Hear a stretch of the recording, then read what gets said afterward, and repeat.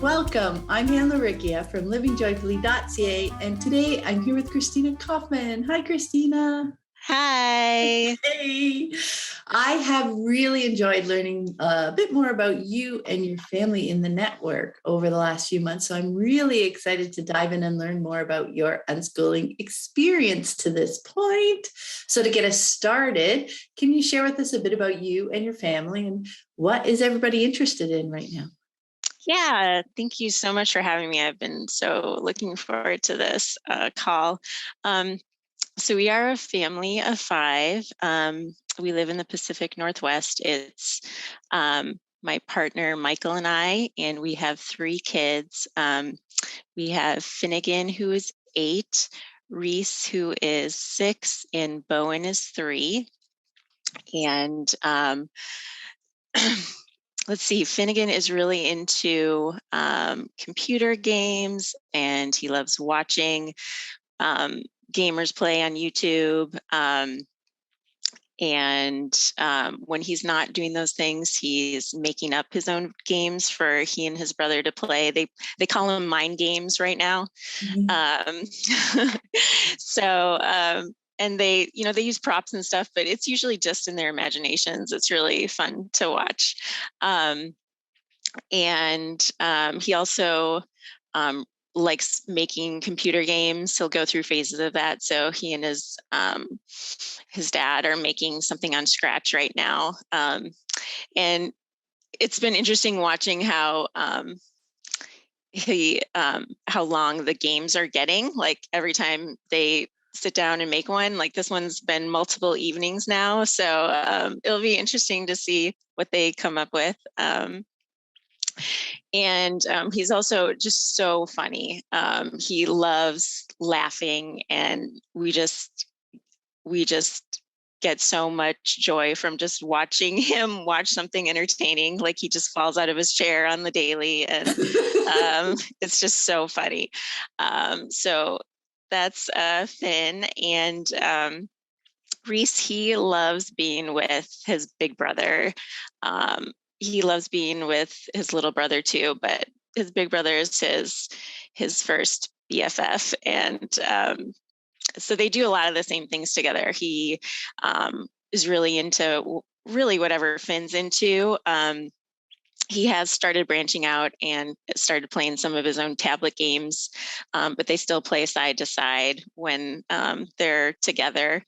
And when they're not doing all that, he's usually the one that gets them running around a bunch. Like they get really physical. We have a bunch of mattresses for them to just go all out, and they usually do a couple times a day. And so that's been really fun that's just been a thing that they do for the last 2 years. And so that's been really fun to see. He also is the gerbil caretaker. He's always in there, and he helps me clean the cage, and he's just so sweet with them. So I think he's going to be our little animal guy of the family.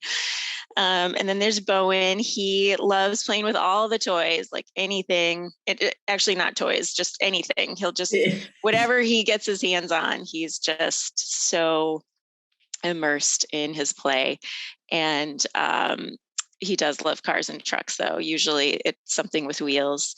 And he also loves watching videos that are, the ones that are geared towards toddlers. He really loves the songs, and he knows his alphabet. He retaught his brothers the alphabet because they don't care. But so that was really cute. And he's just so now he's starting to insert himself into the duo. So it's the trio now. And so they play together a fair amount.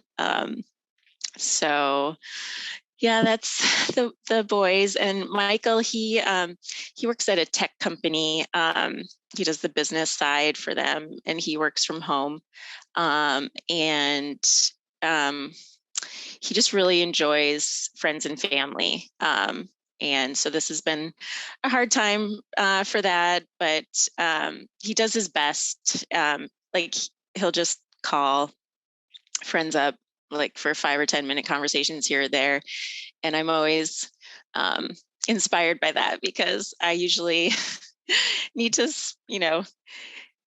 plan in advance and, like give lots of time. And he just picks somebody, the phone up and calls whenever he just thinks of somebody. And I just think that's cool because I don't do that. And I feel like I would get a lot out of it if I did that more. And yeah, so that's, I mean, he's also just interested in stuff. So he's just always looking up stuff and teaching himself more about things on YouTube. And right now it's, he's really into earthquake preparation. And so we just got a generator and he's geeking out on that. So, and then me, I've just been really immersed in unschooling and in the network, just really steeping in that for the last couple of years. And so that's just been wonderful. And we'll obviously talk more about that. And I'm also into politics and just following what's happening in the US. And I did a little bit of volunteering this last year for the first time. And that was really great. I was afraid to do it before because I didn't think I knew enough or it would I would do a good enough job, but I think unschooling helped me just be open and curious to that. So I'm looking forward to spending more time doing that in the near future. So that's us. Oh, thank you so much. I really love, and I'm sure people just absorb those little snippets, but like notice the connections too. Like I love the little, that you just spoke about with yourself, with, doing a little bit of volunteering in the political area that you're interested in, and how that also kind of like, I could see a couple of reasons. Like you mentioned, growing into a little bit more, confidence that we don't have to know all the things and before we do anything. Like it's that open and curious, I can try this out and it's okay. And I know for me, that was something that came with diving more into unschooling and realizing, it's not going to be graded. It's not going to be tested. I can try things out and show up not knowing because I'm learning. But right. Also that, your kids are getting a little bit older now, and there's also maybe a little bit more space so that you can choose to do that as well. Right. Yeah. Right. And I wanted to point out the mattresses. We've got mattresses everywhere. That's the little snippets that I love seeing inside different unschooling families, because like we don't use our houses again, like according to the rules or whatever, right? We figure out ways and things that work for us. So having mattresses around for them to bounce around and play on every day is normal, right? Yeah, right. Yeah. And places where they were, you mentioned that they like to play their games like side by side, even if they're not playing the exact same game. So, I was just imagining cozy spots where they're maybe even on the mattresses where they're like lying down with their tablets. Cause they also often don't sit, at like they're sitting at a desk or something like that, splayed all over, doing whatever, having their tablet in various positions. But yeah, that's what I love about hearing from each family, because it's so unique and individual to the family. And it's just like a little gift of permission to people to like, oh, would work and be fun for us, right? Brings up questions for everybody. Yeah, absolutely. Yeah, I enjoy that so much too. It's just such a sweet little nugget of like hearing about other people's lives. Yeah. So thank you so much for sharing. That was awesome. Yeah. No, thank you. I would love to know how you discovered unschooling and kind of what your family's move to unschooling looked like in the early days. Yeah. I was wondering how far back I should Yeah. go with this.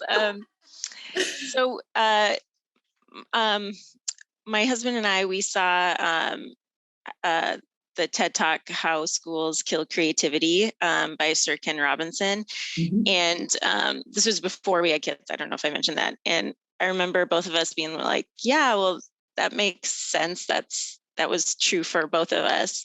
But we also had unique high school experiences that we both really valued. So he went to a small private and I went to a small public option school, and we loved the small class sizes and the autonomy that we had, and the teachers treated us like humans, and not kids to be controlled. And so we thought we would find something alternative. Like that was where we thought we would be going when we had kids.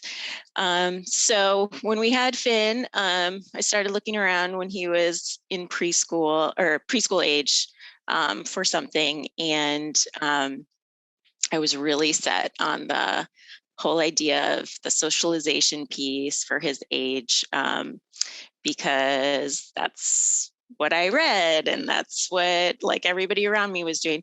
Um, and we found a co-op system that's actually affiliated with the community colleges out here. And it was a really great program, like really wonderful community building. And you actually get college credit for being a part of the co-op, because they had parent education classes that were mandatory. So I thought we had hit the jackpot. Like I'm getting college credit for this parenting advice that I'm finding, and it seemed it sounded great. And um, Finn was not a fan. He said he didn't want to go anymore because there were kids there, and he just got quiet and despondent, and he wasn't upset like like um like he didn't have any big upset, but yeah, the despondentness was troubling to me. And I freaked out. I was uh like, this is supposed to be the easy part, like this is the fun part, this is the best part, like it's only going to go downhill from here, possibly, like let's. And so I just kept on trying. And I would stay in the classes with him, and when he was 4 we found a different co-op, and he started making friends, and he enjoyed being there for the most part. And I was just like a huge sigh of relief. Just, I was like, yes, we've arrived. Found it. and and now by this time I had Reese, and I was pregnant with Bowen even. And so now I'm like, oh, well, now we really got to figure out what we're doing. The new co-op had a new kindergarten program, and so we thought we would just kick the can down the road another year, and sign him up with that program. And he liked it enough. And then we tried Reese in the preschool aspect of that co-op, and then he had a similar experience to Finn when he was younger. And I was just so tired of making my kids do these things that they clearly didn't want to do, but like I felt like I had to. And I was really scared what would happen if we didn't.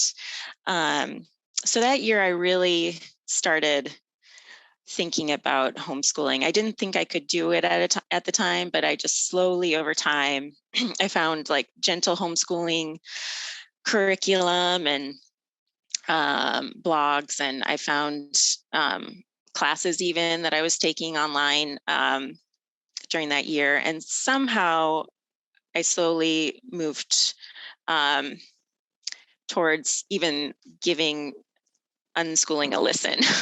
Because when I first heard about it, I was like, that is way too wild for me.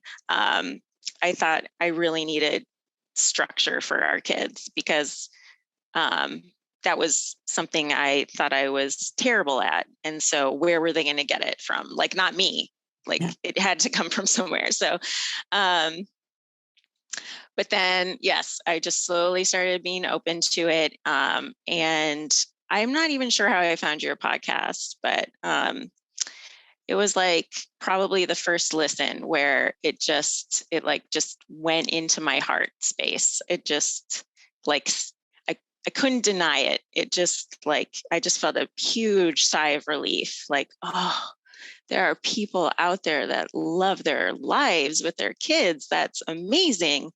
And I was just so busy up in my head, like trying to, figure out the right method and the right way to set up our home and the right way to do it. And I just loved how I felt, just like it was like a nourishing feeling listening to you and your guests talk about, living joyfully with your kids. And so I kept listening, and that summer we had to move out of our house for a remodel into a small 2-bedroom. And I think we were probably deschooling that at that point. It just was a challenge because we were in this small space, not at home. It was rough on some of the kids. And so, but we brought things in like video games and fewer restrictions on screens and stuff. But it wasn't until we were able to move back into our home, which happened 2 weeks before the first round of lockdowns happened here. Mm-hmm. So I'm so grateful we were here. And it just, the silver lining was like when everything shut down, we were able to just really fully jump into deschooling. So yeah, I don't know how long I went on there, but brief. Yeah. It just reminded me so much of, because I was in that place too when my kids were in school, and it was just like you said, in your head all the time, trying to figure out ways to make this work for each of the different personalities, etc. Right. Mm-hmm. And you brought me right back to that weight, but that, I got to keep going. I got to figure something out. Always in your head, to discovering that there were other choices, right? Opening up to that and finding people who were just living with their kids, right? Mm-hmm.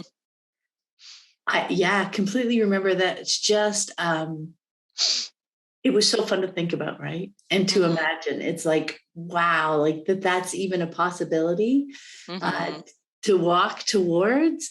I mean, that it just felt so light. It feels so light, doesn't it? And just so, I know, exciting is a word, I guess, that comes to mind for me. It was just like, wow, like a whole new world opened up, basically, right? Oh yeah, absolutely. I mean, I just never had seen anything like it. It just, like, what I was experiencing, it just seemed like everybody around me at the time was experiencing some similar dissatisfaction, but like it's what we're all doing. It just felt very cliche, and I didn't even realize it, until being out of it. But yeah, it was like you said, just an eye opener. Like, wow. Yeah, it's so true. I mean, and it depends on your environment, your community, et cetera. But yeah, I didn't know anybody, like not even homeschooling, let alone unschooling. No, it was many years ago, but still, when that was the thing, everybody was going through the same thing. So nobody was thinking, oh, this is awesome, this is great. My kids are loving this, and we're all getting along great, and they're so easy to get up in the morning, take to school. Nobody's saying that. Yeah, right. But nobody is even considering, none of us considered that that was an option, that that was a choice we were making, right? Right. So Right. even the possibility that this was a choice was just like, it rocked my world. Yeah, totally. Totally. So Totally. I'm curious, as you guys, you got back to your house, now you're in lockdown and you're hanging out together. What has been for you one of the more challenging aspects of deschooling? And I was wondering if you could maybe talk us through your journey with that a little bit. Yeah, yeah, totally. Yeah, I was like, oh, pick What to one. choose? Because I did find, most of the deschooling process a challenge to some degree, when it came to examining my beliefs and how I related to my kids and myself. And, but, I've like now know that um, growth requires a little discomfort, and it doesn't have to be crazy hard, but sometimes it is. Um, but an aspect that was making it harder was had to do with myself and some of the old guilt and shame that would come up from my previous parenting approaches that I was taking. So when we would like screen time, for example, like when I observe and I get to that place where we were connecting more around screens and it was less of a battle, and I was feeling in a good, like we were moving forward with that and in a good place, I would just get blindsided by feeling just strong waves of guilt and shame for not knowing that, like how disconnected we were before. Like, why didn't I recognize that? How could you not see that? How could I not see that I was, we were just so, we were just not connecting. And like nobody was that particularly happy. And so that would really trip me up. Like sometimes for days, I would just be like,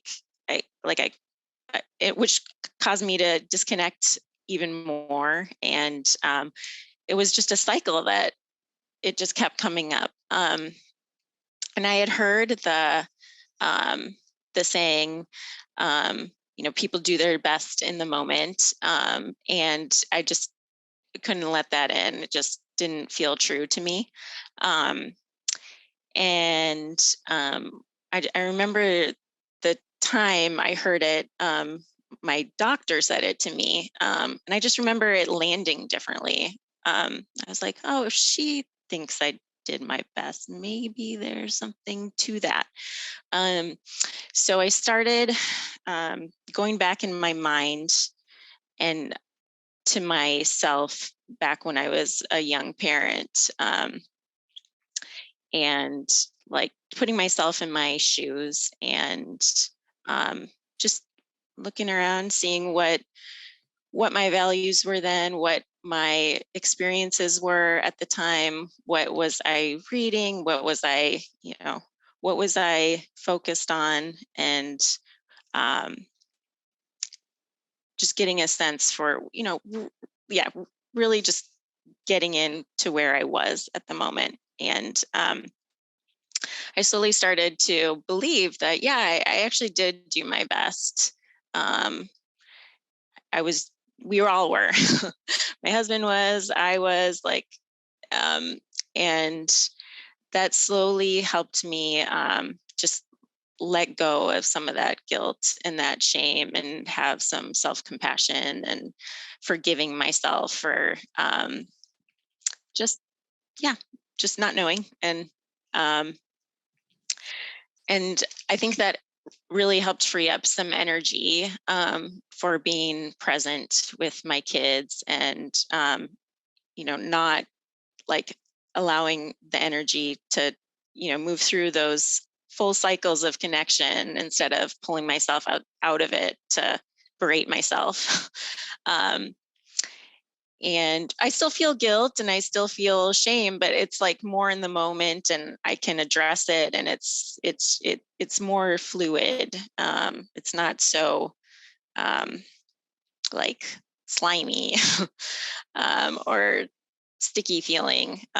Definitely felt stuck. So I think that was a point where things really started to accelerate when I was able to have some self-love and compassion for myself back then and now. Like, it helped me realize I'm doing the best in my moment, or in the moment today too. That's still true.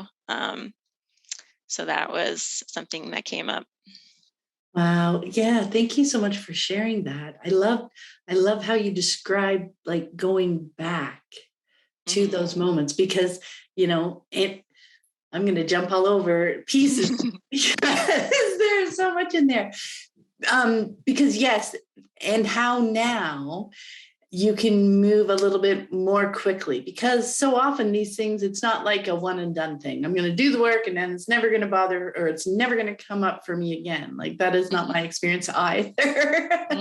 Yet, the more you move through the process, the little bit more quickly we can access it next time. A little bit more quickly we can move through it, because we're building that pathway that we discovered helps us, right? And it can be different pathways for different people. But I love how you realize it was that piece that you weren't able to take in. Like, I'm doing my best. I was doing the best that I could, the best that I knew in that moment. And that was just not able to land for you. And that realization had you, just exploring more what you felt then, so you could really kind of play with it. I love how that bubbled up for you as something of value, of something like, I can't do that. Like, or, why didn't I know better? Or, all just playing with that. And seeing, it's really worth that time to go back and see, what was I thinking at that time? Like you said, even what was I reading? What information was I taking in? What were my goals? What did I think was important? What were my values? Like, all those pieces, so that we can more lovingly hold that person that we were then, and realize, I wasn't wrong. I was me. And I was doing my best. Like you said, we all were working in that moment with what we know, and how you can take that kind of love and compassion and bring it into this moment now. It's like the realization that we don't have all the answers right now, even with what we've learned. We don't know it all. And, we never will kind of move forward.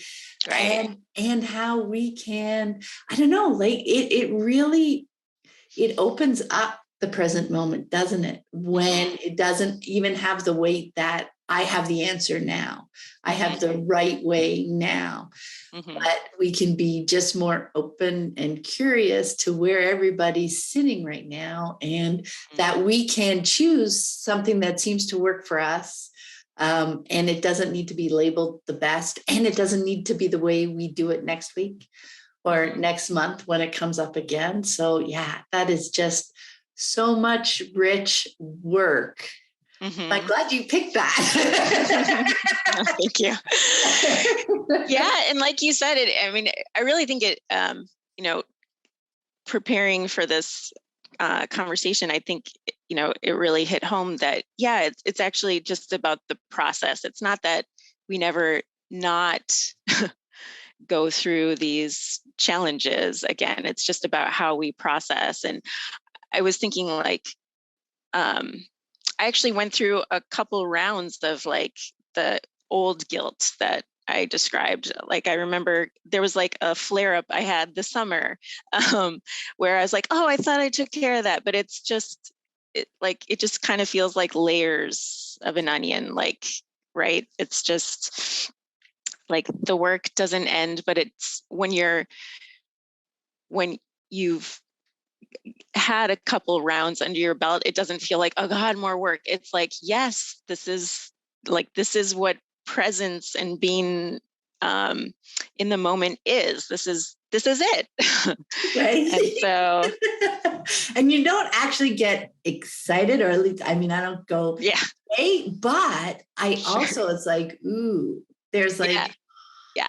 you know, in a couple of months, I wonder where I'm going to be. That's where the curious comes for me, is because I know me, everyone, we're all always learning, growing, and changing over time. So I can always like, gee, I wonder what this is going to look like in 2 months or in 6 months, like how that, because I know things are going to be different. I just don't yet know how.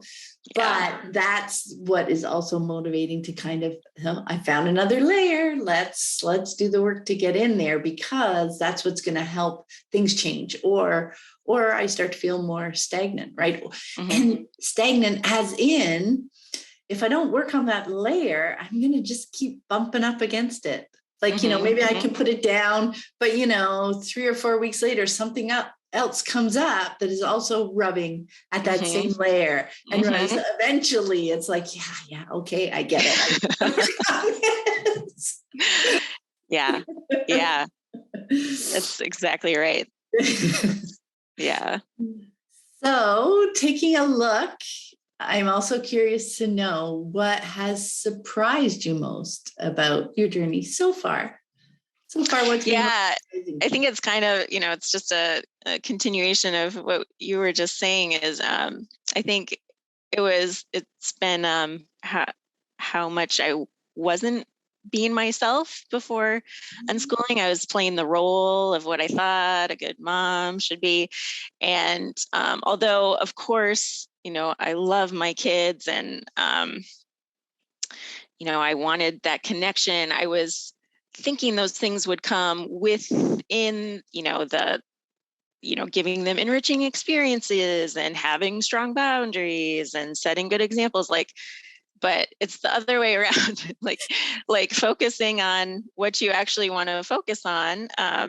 That's the starting point, and starting, with talking about what each person's needs are in a family, and then going from there. And that it surprised me how much I wasn't myself, but also my kids. And I the concept that they get to know themselves more through unschooling. I really see that, and that's one of the reasons I wanted to try it. But I was very surprised to find how much I wasn't myself, but also how much I get to be myself. Like, I get to be human. I don't need to have the right answers. And we all get to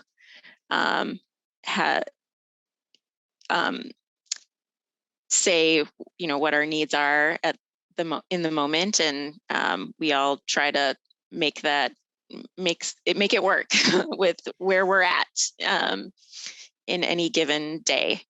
So that was I'm still I'm still just so, like, every day I feel grateful for that, because that was such a challenge for me. I feel like I have a different sense of time than maybe most people do. Like, it was just always so hard for me to keep a schedule and get up and go. And even being as unscheduled comparatively to other people that we knew, I was still just it was just that was just so exhausting to me. And so not having to do that, just being able to be myself and go with the flow has just, it's been so wonderful.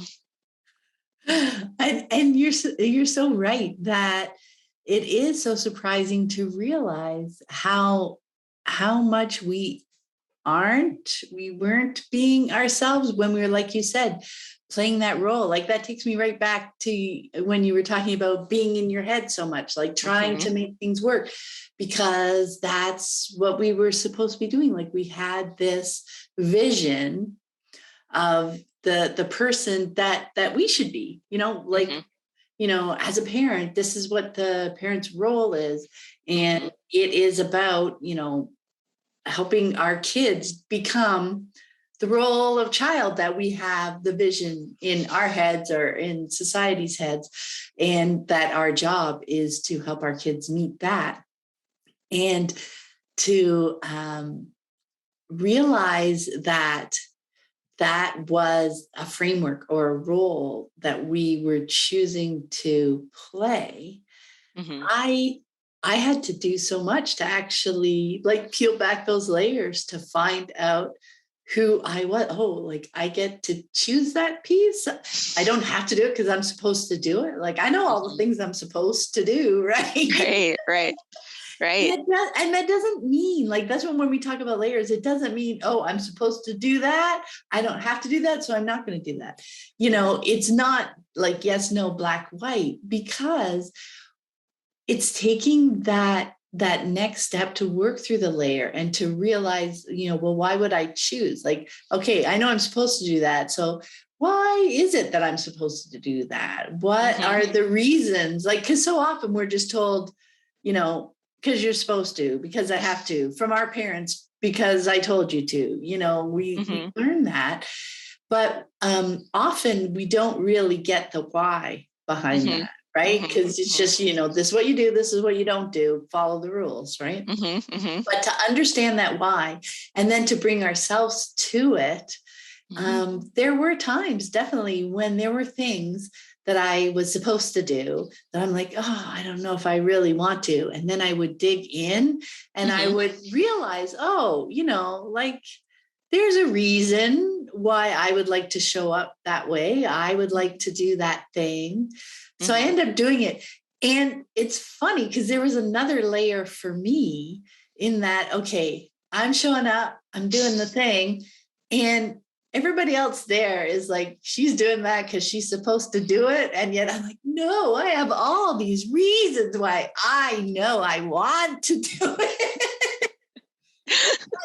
Like, you're not going to show up. And so you have to get through that point where, so I am choosing and I'm showing up this way and I want to do that. And even if other people think I'm just meeting their expectations, I needed to be okay with that because I knew why I wanted to be there. I didn't need everybody else to accept my or understand my viewpoint. It's okay that they could think whatever. There's just so many layers to things, isn't there? Yeah. Oh, absolutely. Yeah. And, thank goodness for my kids too, because I'd be on track for like, well, I think we should do this. And they're like, well, I don't want to. I'm like, oh, okay. So that was another way to just kind of quickly get me to the point where like, yeah, maybe we don't have to do that. So, they are wonderful kind of guides in that way, aren't they? Yeah. So often it was through their choices and like having conversations with them where I would like, oh, I guess that is a choice, is so many little pieces. Everything from like you were talking about, like screens. So often the things that I was working through were initially sparked by my kids, like, because I can't like just do all the things at once and write them down on a sheet of paper and just work them down in an orderly fashion. Right. But things would bubble up.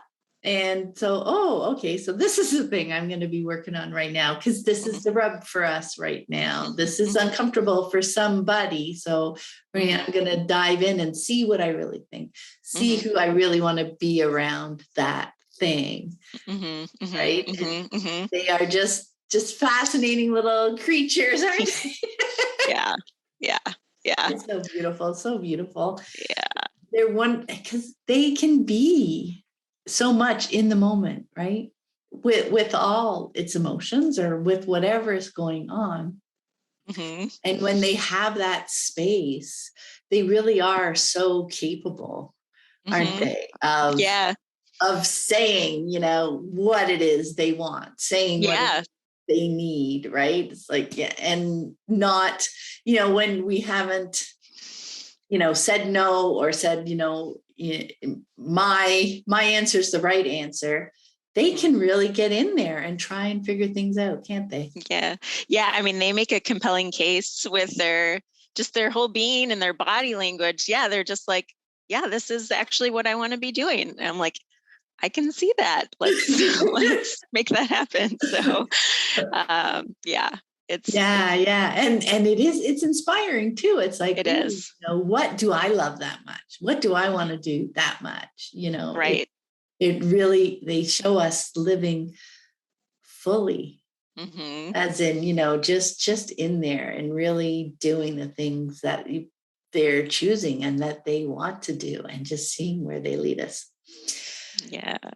Anyway, okay, Love so that it. leads nicely to the next question too, because as we're all spending time together, it can get challenging, especially with siblings who want to do different things in the moment, and you know, sibling dynamics is something that can really, well, I was going to say take a while to figure out how to navigate, but I mean, forever it does, right? Mm-hmm. As we kind of grow and change.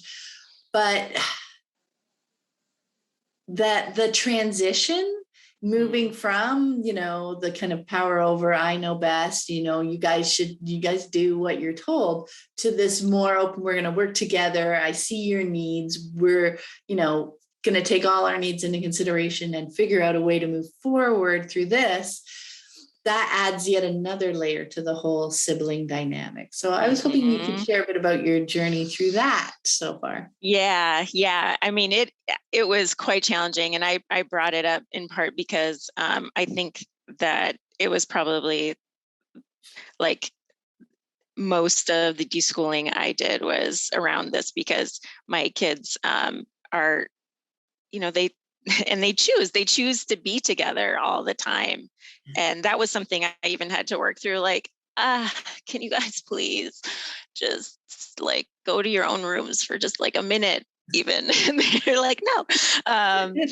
Like, okay. So, and that's my agenda. And so that's, that's part of the process of letting that go. But yeah, it was, you know, like the parenting that I knew was to interfere and get in the way when things got too out of control, or and also telling them what they should say when they're upset or mad, like use your words. Um, my poor Finn. And so it was really hard for me at first to bring the like sit back and like observe and be open and curious around sibling conflict, because like how am I supposed to sit back and watch this unfold? Like this is going nowhere fast. But fortunately for me, one of my kids, like he was very vocal and was like, I don't want you to do that. And so even if I tried and failed and I would get in there a little bit, he's like, no, go away. So I wanted to listen to that and honor that. And so it really did have me sitting on my hands on the sidelines. And over time, I noticed that they actually were trying to get their needs met with each other. And and what I considered out of control wasn't out of control to them. Outside of physical safety, like they have a different tolerance than I do. And so just respecting that and watching it unfold over time, I was able to see how each child dealt with conflict as an individual, And so I was able to, um, have room for ideas how I might support them when they are in a stuck place. It took me a while too to figure out. I still don't know the answer. I'm just always trying to figure out like when when is a good time to try and help. And planting seeds is probably the best way for me to help support them, like just giving them um, feedback in peacetime. Like that seems to be what is most helpful with them. So let's see. Yeah. So seeing how they deal with conflict as individuals, and then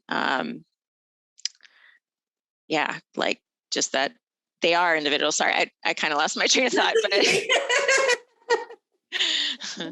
But I love your point of how, we all as people can have different tolerance levels. And then back to the role also, for us to do, is peeling back those layers around, is this an expectation that I've kind of absorbed?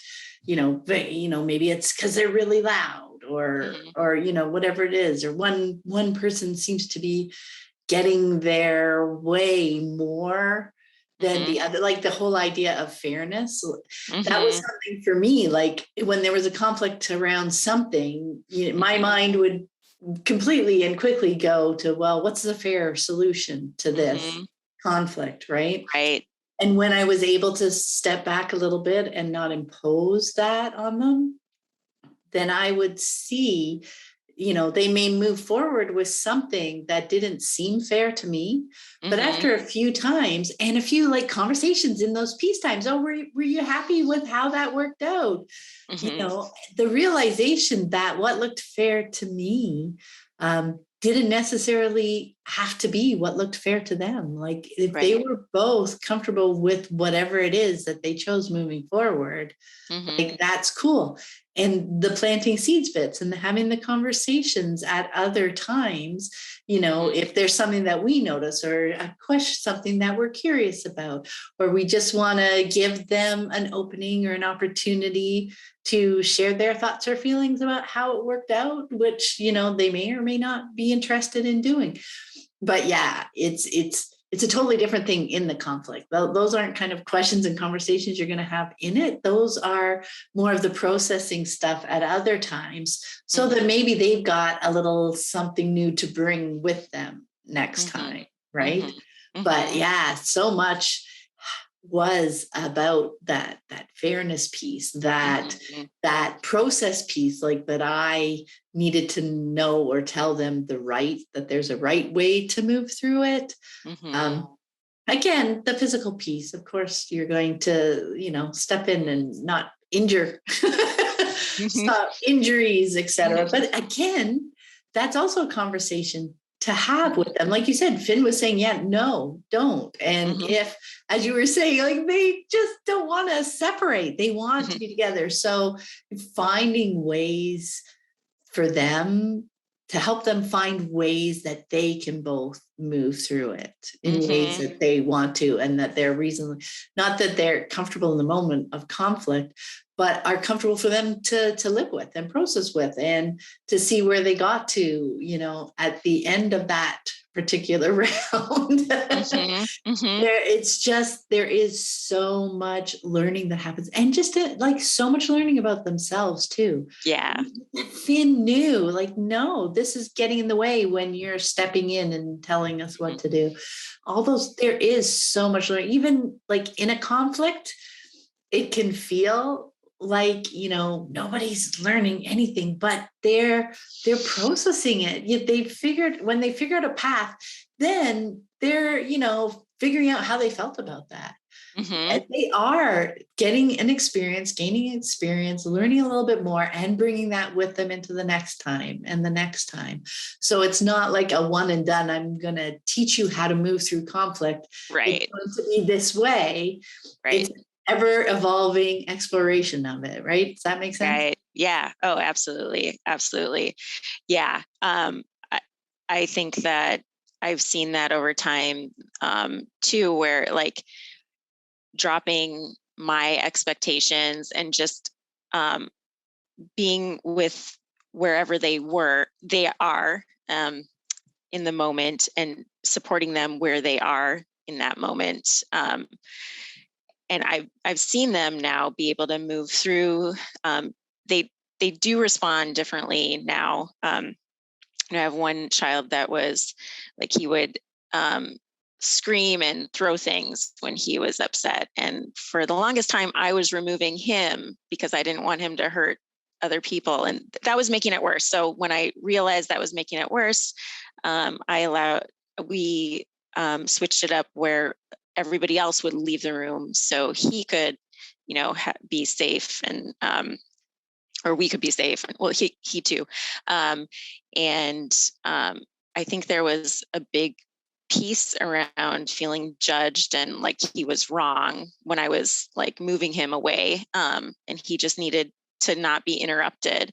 And now when he gets upset, he'll go run up to his room until he's ready to come out. And I think he learned that about himself. But I didn't have that expectation, like, because we're giving you space, you're going to learn how to do that for yourself someday. I was just like, this is what your needs are right now, and we're going to help you with that. And I think so much of that processing that you were talking about, at least for my kids, like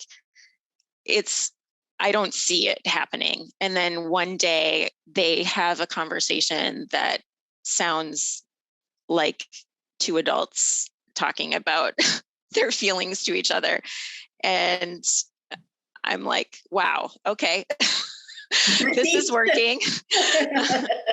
And just because they can talk that way to each other doesn't mean they're going to. Like, it's rare, but I know that they can, and they get to choose when they like decide to use I statements with each other and like check in with each other like that. I don't make them do that anymore, and they get to choose. And sometimes they will choose to do that because they're learning about themselves and learning how they want to show up in relationship. Which I'm really grateful that that I'm not in this, like, I'm grateful that I'm not stopping that process like I was. I didn't realize that's what I was doing, obviously, but I really see it that way now after allowing them to figure it out. And of course, I try to be supportive, but in the ways that are actually supportive, and that takes some figuring out, and it's not static either. It changes over time. So, yeah. Yeah. And I love that point about, I think I lost it. That's okay. Deep in the conversation. Yeah. Yes, about them having the choice, because it's like, okay, this worked reasonably well for me once. It's not like we're going into it, like you were saying, that, okay, these are good tools and therefore you will use them always moving forward, right? Mm-hmm. Like, it's not here is the thing, here's the answer, here's the right way, mm-hmm. right? And then you're done. It is over time. And it's not an expectation that we'll see a fix quickly, right? Mm-hmm. But you do over time see how much they've absorbed and are figuring it on their own, which helps trust a little bit more to give it more space and time.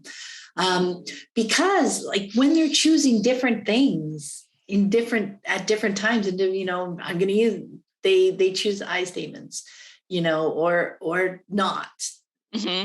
Each one is more learning, is more experience, because they see how it unfolded when they made these choices. And then today they made these different choices, and they see how that unfolds. Like, it is all learning and it's all experience for them.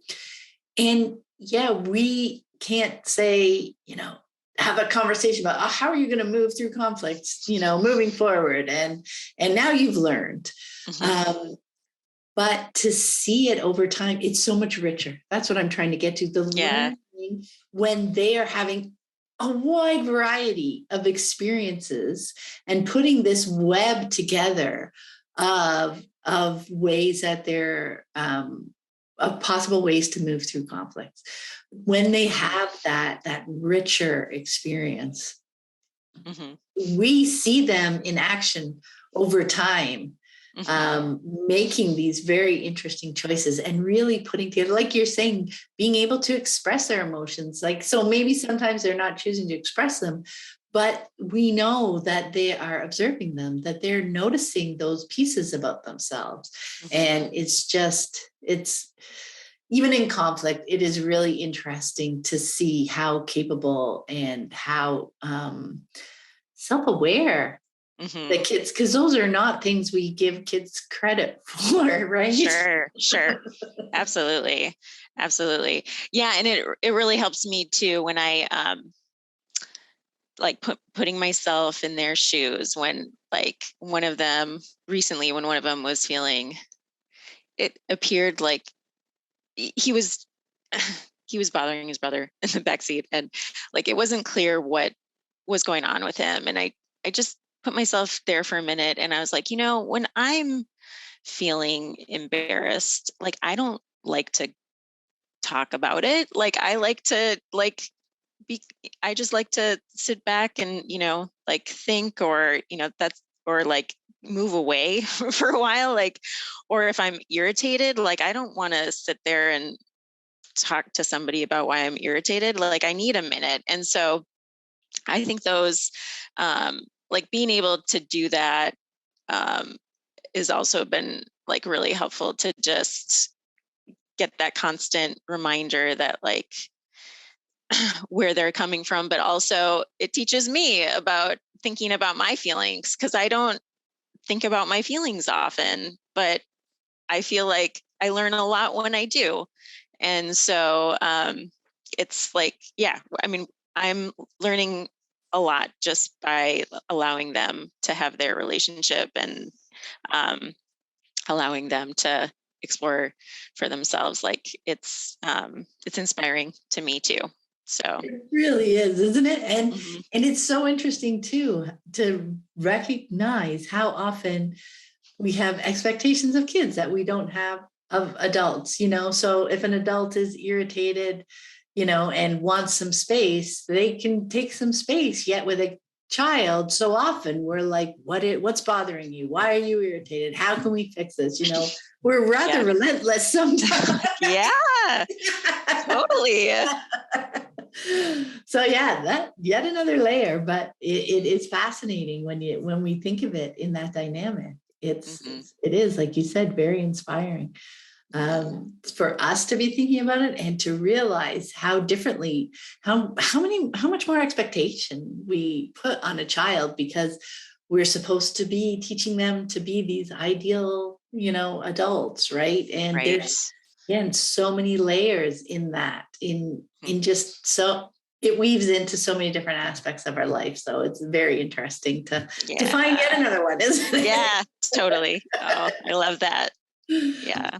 So I would love to know, let's switch things up. What's your Yeah. favorite thing about the flow of your unschooling days right now? Um, yeah, I couldn't help but say time. I mean, I know that's what a lot of people say, and not that it has to be different, but like that's just the time we have to be ourselves, to not hurry through life, to just be like the yeah. I feel like um, being in the moment um, is just, it's such a different way of being in the world that is not afforded to most of us, that like in the that have these heavily scheduled lives, and we may be scheduled again, but right now we're just really enjoying just um, being together and letting the time unfold as it will. And just like, I'm not looking at the time like I used to, like, when is this going to be over? Like, it's all like, even the hard times. I mean, it's not like, yay, like you said, but it's like, it's just another moment that we're having together. And that just feels so special. And I'm just so grateful that we have it. So yeah. I love that. I love that. And that was a big aha moment when I was deschooling, was because it was another thing that I came in with the expectations of my role as a parent, or even as an adult, that I needed to fix the things so that we were finally all happy. Mm-hmm. Right. And to realize eventually that, because then I'm discounting those difficult times, right? And when we began unschooling, and you can see as you look back, the richness and the value of even the hard times, Mm-hmm. right? Mm-hmm. Even the more challenging times, and come to realize that there's value in all the days, in all the times, in all the moments. Mm-hmm. And to realize that I wasn't like trying to get through those fast so that we could finally get to the happy Mm-hmm. moments, but that all time was valuable, Mm-hmm. and important, and fun. It just made the whole idea of time, it took away the needing to look at the clock, right? The needing to get through this quickly, needing to solve this quickly.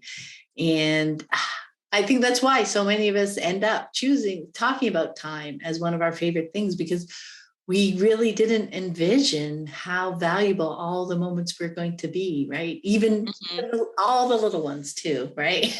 Yeah. Yeah. No, I think that's exactly right. Yeah. It's it's just like, I just feel like the words that I use do the experience a disservice, but it's what we got. And yeah. Exactly, it is. Well, that's why, the language piece is also so fascinating, because everybody brings to them their experience and what those words kind of mean to them. And right. I think, as you were saying, when you first started listening to the podcast, first started learning a bit about unschooling, that there are other people living this way, that even with those words, there is an energy, kind of, and a richness. Yeah. That comes with them, that's like, ooh, I feel like that could be so much more than the watch that I'm looking at, or whatever. Right. Yeah. No, that's a very good point. Sorry, my camera cut out. I saw that. No problem. But thank you so much for taking the time to speak with me, Christina. I super appreciate it. It was so much fun.